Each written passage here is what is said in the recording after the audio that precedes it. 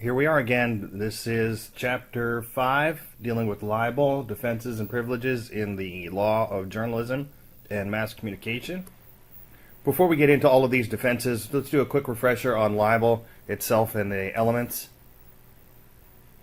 So just remember that with libel, the burden of proof is on the plaintiff, and you've got these different elements. So a statement of fact, not opinion, that is published, of and concerning the plaintiff, which is the identification part, that injures the plaintiff's reputation, that's the defamation part, that is false, that caused damage or harm, and that is the result of fault by the defendant. So you connect it back to the defendant. Now, there are two sides to the coin with this in libel lawsuits. So you got plaintiffs and defendants. All of those elements, the plaintiff has to satisfy each and every one in order to be successful on a claim for libel. The defendant only has to poke a hole in one of those elements in order to be successful in defending against that. So libel lawsuits can be brought by plaintiffs along with other lawsuits at the same time. So you'll see that. In fact, if you take a look at the case, the assignment that we have dealing with Stormy Daniels, you'll see that there are multiple lawsuits going on at the same time. So you can have multiple case theories under multiple lies. One of the things we talked about last chapter was infliction of emotional distress along with libel. And again, the plaintiff has to show all of those elements with evidence that the defendant was liable for their actions. So each and every one must be proven. So usually bit by bit, piece by piece, a case is put together.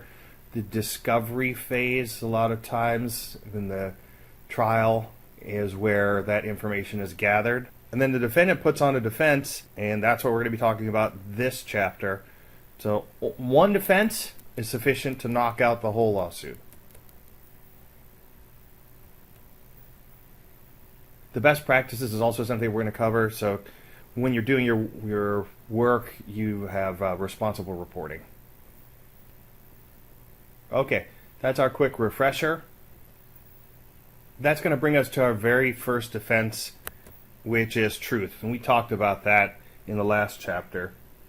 And essentially that is the opposite of what the plaintiff is saying. They're saying that there's a false statement that's being made, and the defense is, no, this is the truth.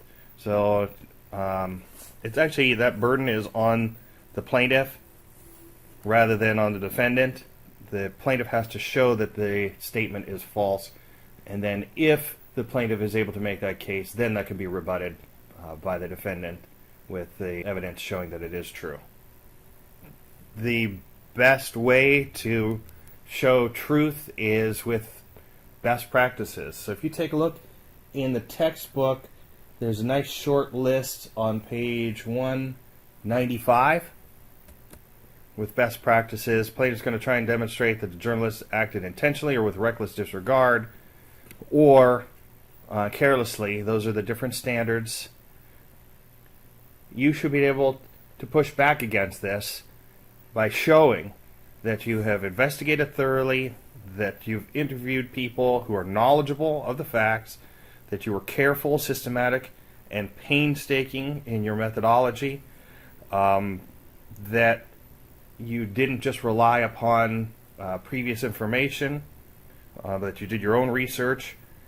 You were trying to be balanced, where you used multiple sources and viewpoints, and you included those. And then in some cases, retraction can help you in mitigating damages. You can also show that if you had a deadline to work under, that you did the best practices under the circumstances. And you need to be able to demonstrate that you have no ill will or hatred to the plaintiff. So truth and best practices were probably the best defense for trying to deal with a libel suit.